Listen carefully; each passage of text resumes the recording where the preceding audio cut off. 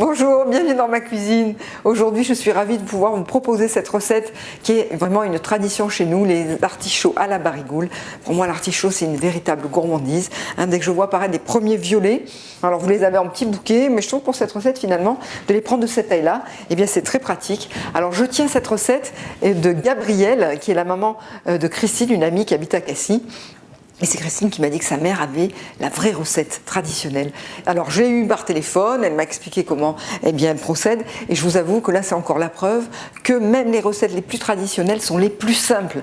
Parce que pour cette recette, il nous faut 3 légumes qu'on trouve en ce moment sur nos marchés en Provence, donc les artichauts violets, des pommes de terre et des oignons nouveaux ou des cébettes. Et avec ça, pour assaisonner, il suffit d'une bonne huile d'olive, un petit peu de vin blanc, de piment d'Espelette, et pour farcir les cœurs d'artichaut, de l'ail, du persil, évidemment, sans oublier du petit salé. Alors moi je vais mettre du lard fumé fermier, vous savez ce fameux lard dont je vous parle à chaque fois, que j'achète 2 fois par an au Savim, la Salon de la Gastronomie à Marseille. C'est un producteur qui le fait, qui vient de Lorraine. Je vous mettrai dans la description de la vidéo les coordonnées pour pouvoir, si vous voulez, commander ce lard directement.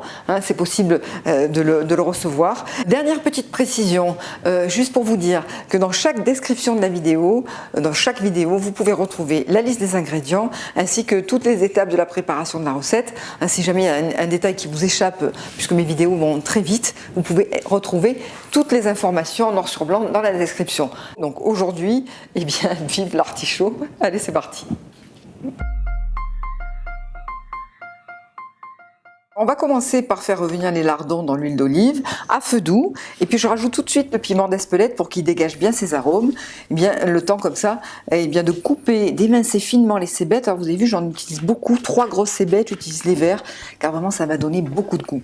Donc je les mélange au lardon et je laisse cuire à couvert. Le temps de peler et de couper les pommes de terre en petits cubes, de les rajouter dans la sauteuse. Donc je les assaisonne un petit peu en sel et je mélange le tout.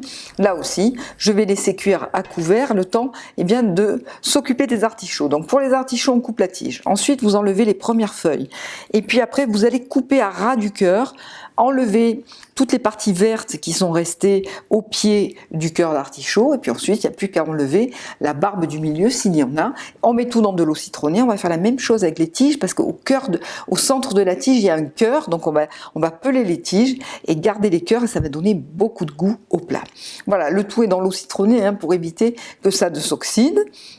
Et puis on va d'abord mettre les tiges, je les coupe en 2 et on va les mélanger une dernière fois avec tous les légumes, un petit peu de piment et on n'a plus qu'à farcir les cœurs d'artichaut avec notre persillade. Donc la persillade, c'est le persil haché finement, l'ail pressé, l'huile d'olive, un petit peu de piment et tout ça, on va mettre au centre des cœurs d'artichaut qu'on met au milieu de nos légumes. On verse le vin blanc, un petit peu d'eau pour que les pommes de terre soient pratiquement couverte de jus, et puis on fait cuire 1h30 à feu doux pour que le tout soit bien fondant et vous allez voir que c'est vraiment aussi léger que goûteux. Alors vive la Provence et bon appétit!